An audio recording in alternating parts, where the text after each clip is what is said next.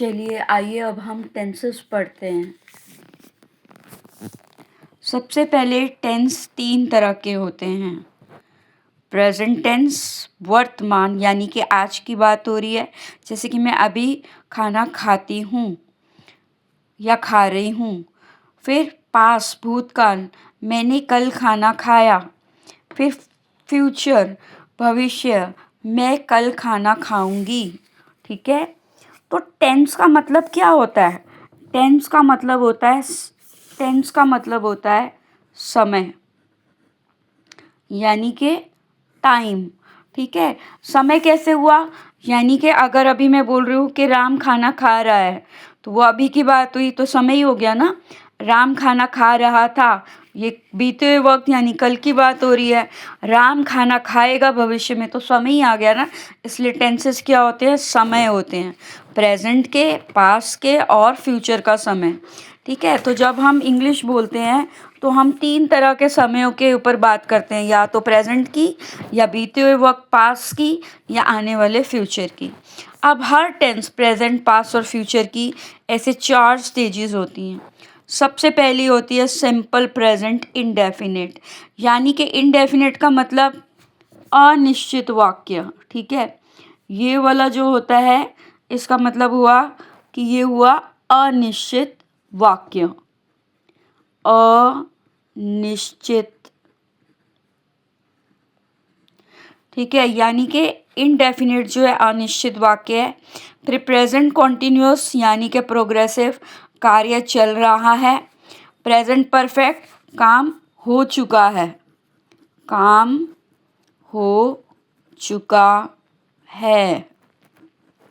ठीक है, और ये काम चल रहा है, और ये काम हो चुका है पर कुछ बाकी है, कुछ बाकी है। ठीक है, तो ये 4 स्टेजेस होती हैं। Simple present indefinite, present continuous, या फिर इसको प्रेजेंट प्रोग्रेसिव भी बोलते हैं। फिर हो गया प्रेजेंट परफेक्ट, फिर होता है प्रेजेंट परफेक्ट कॉन्टिन्यूअस। ठीक है, ऐसे ही सेम पास्ट में होगा, फ़र्क कितना, उसमें प्रेजेंट लिखा जाता है, इसमें पास्ट लिखा जाएगा। Simple past indefinite, past continuous, past perfect continuous. फिर future, future indefinite, future continuous, future progressive भी बोलते हैं उसको। फिर फ्यूचर परफेक्ट भी बोलते हैं, फ्यूचर परफेक्ट कॉन्टिन्यूअस बोलते हैं। ठीक है, अब टेंस की डेफिनेशन देखें तो क्या होती है? Tense shows the time of an action and its degree of completeness, यानी कि जो टेंस होता है वो क्या करता है? Shows the time of an action. मतलब टेंस में, इंग्लिश ग्रामर में एक्शन को हम क्या बोलेंगे? कोई काम बोलेंगे। ठीक है, एक्शन को हम जैसे कुछ कर रहे हैं तो वो क्या है? मैं जैसे खा रही हूँ, वो क्या हुआ? एक एक्शन हो गया। तो एक्शन को हम क्या बोलते हैं? काम बोलते हैं। ठीक है, बच्चे यही कंफ्यूज रहते हैं कि अरे भाई ये एक्शन क्या होता है, ओ गॉड ये याद करना पड़ेगा। बट ये कुछ नहीं है बेटा, सिर्फ काम है। यानी कि टेंस क्या करता है? Shows the time of an action, वो काम का टाइम बताता है, समय का बोध कराता है, समय बताता है।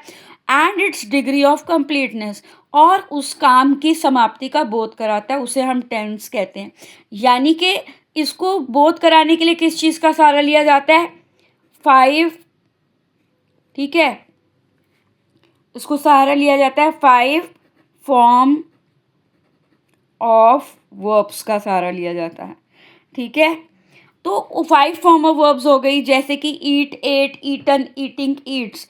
तो ये अगर इसमें से मैं कोई भी वर्ब लूँगी, ईट लूँगी, तो वो बताएगा कि राम खाना खाता है।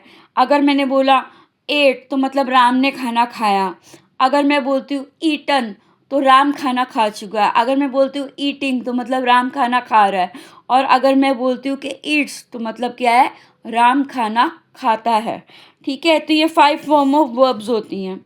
तो वर्ब 1 और वर्ब 5 सेम होती है, लेकिन थोड़ा सा फ़र्क होता है। वर्ब 5 में S, E S, I S and में लगता है, किसी किसी के आगे एस लगता है, किसी के आगे ई एस, किसी के आगे आई एस, और किसी के आगे कुछ भी नहीं लगता।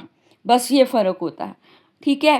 तो मतलब ये, अगर हम ये form of verbs he use नहीं करेंगे तो टेंस जो है shows the time of an action. Time कैसे बताएगा? समय तभी बताएगा ना जब ये वर्ब हम यूज़ करेंगे। तो अगर प्रेजेंट बोल रहे हैं तो प्रेजेंट की फॉर्म होगी, पास्ट बोल रहे हैं पास्ट की फॉर्म होगी, फ्यूचर बोल रहे हैं फ्यूचर की फॉर्म होगी, ठीक है बेटा।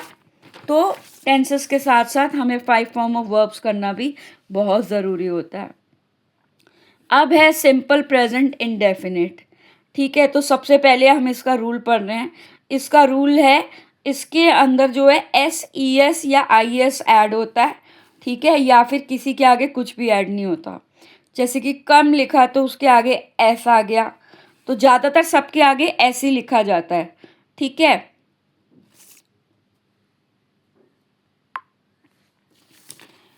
फिर उसके बाद जो है, अगर इफ कॉन्सोनेंट बिफोर लेटर ओ, अगर ओ से पहले कोई कॉन्सोनेंट हो तो जो है, यानी कि ओ से पहले जी है यहाँ पर, तो एंड में ई एस लगाएंगे। और जिन शब्दों के अंत में, वर्ब फॉर्म्स के अंत में S S, F S, C H, X आएगा तो उनके आगे भी हम ई एस लगाते हैं। जैसे कि मिस के आगे एफ एफ है तो ई एस, टीच के आगे सी एच तो ई एस, डिस्टिंग्विश के आगे एस एच एंड में है तो ई एस लगा देंगे आगे। फिर बॉक्स एंड में एक्स है तो एक्स के आगे हम ई एस लगा देंगे। फिर आई एस का रूल है कि यानी कि अगर किसी वर्ब फॉर्म में जो है अगर लिखा आता है, जैसे कि आई एस लिखा आता है, तो मान लो जैसे कैरी लिखा आया तो हम वाई को काट देंगे और आई एस लगा देंगे, तो क्या बन जाएगा? कैरीज। तो ये फॉर्म ऑफ वर्ब्स जो है, ये जो मैंने अभी रूल बताए हैं, ये फॉर्म ऑफ वर्ब्स में अप्लाई होते हैं और ये जानने बहुत ज़रूरी होते हैं ताकि हम आराम से सिंपल प्रेजेंट टेंस के जो क्वेश्चंस हैं या सेंटेंसेस हैं हम उनको बना सकें। फिर उसके बाद अब आप देखिए सिंपल प्रेजेंट इंडेफिनिट का रूल क्या होता है। सबसे पहले देखिए इसकी डेफिनेशन क्या होती है। Work is indefinite in present, मतलब काम जो है निश्चित नहीं है। कि जैसे कि बोला Ram Yeats mango, Ram mango खाता है, लेकिन कब? सुबह, दोपहर, शाम, तो कुछ भी निश्चित नहीं है। इसलिए सिंगुलर प्रेजेंट इंडेफिनिट जो हमारा पहले टेंस की पहली स्टेज शुरू हो रही है, तो उसके जो हम रूल पढ़ने जा रहे हैं उसकी डेफिनेशन यही है कि इसके सारे वाक्य जो है अनिश्चित होते हैं। और क्या आता है इनमें? ता है और ती है, ठीक है। और है जरूर आएगा, अगर है हट गया तो मतलब क्या है? रह गया ता और ती, तो वो पास बन जाता है। इसलिए हैज़ लगाना बहुत है लगाना बहुत ज़रूरी होता है, हैज़ नहीं है। फिर आप ये देखिए कि ये जो है ही शी इट, सिंगुलर में ही शी, सिंगुलर सब्जेक्ट क्या क्या होते हैं? ही शी इट, उनके साथ वर्ब वन लगती है, एस लगता है, ई एस लगता है, आई एस लगता है और ऑब्जेक्ट लगता है। अब ये कैसे लगेगा? जब हम इससे ही शीट से वाक्य बनाएंगे, वर्ब वन लेंगे, या तो हम एस लगाएंगे या हम ई एस लगाएंगे या हम आई एस लगाएंगे, उसके बाद ऑब्जेक्ट लिखेंगे, ठीक है। तो कैसे करेंगे? अब ये देखिए, जैसे मैंने लिखा ही ईट्स, ईट मैंने वर्ब ले ली ईट, उसके आगे जो है मैंने क्या लगा दिया? एस लगा दिया, ठीक है। फिर क्या बन गया? ही ईट्स मैंगो, वह आम खाता है। देखिए एंड में क्या आया? ता है। फिर वह पढ़ाई करता है, वह नाचती है, ठीक है। तो ये आपको मैं सेंटेंस दे रही हूँ, ये जो है मेरे को बना के दिखाओ, ठीक है। जैसे ये वाला है, ये मैं नीचे ले जा रही हूँ, यहाँ पे लिख रही हूँ वह नाचती है। तो ये जो है आप मेरे को करके दिखाइए, कमेंट बॉक्स में इसका आंसर दीजिए, ठीक है। फिर उसके बाद मैं आपको एक और देती हूँ, ठीक है। यानी कि मैं ये देती हूँ जैसे कि एक ये वाला दिया, वह नाचती है, तो मैं अब देती हूँ ये वाला, यह रोज भौंकता है, यह रोज भौंकता है। ठीक है, अब ये देखिए, ही को क्या बोलते हैं, ही को क्या बोलते हैं, वह। फिर शी को भी क्या बोलते हैं, वह। ठीक है, इट को क्या बोलते हैं, यह। ठीक है, और इट किस किस के लिए यूज होता है, इट यूज होता है एनिमल्स के आगे, प्लेसेस के आगे, या फिर थिंग्स के आगे। ठीक है, जैसे कि it is a cup, it eats very fast. ठीक है, इट ऑलवेज फॉलो हिम। ठीक है, इस टाइप से आप सेंटेंसेस बना सकते हो। तो आप सबसे पहले मुझे सिंगुलर प्रेजेंट का बना के दिखाइए, कमेंट बॉक्स में भेजिए, फिर मैं आपको प्लूरल का इसका सिंपल प्रेजेंट का रूल सिखाती हूँ। ठीक है, ओके, टेक केयर।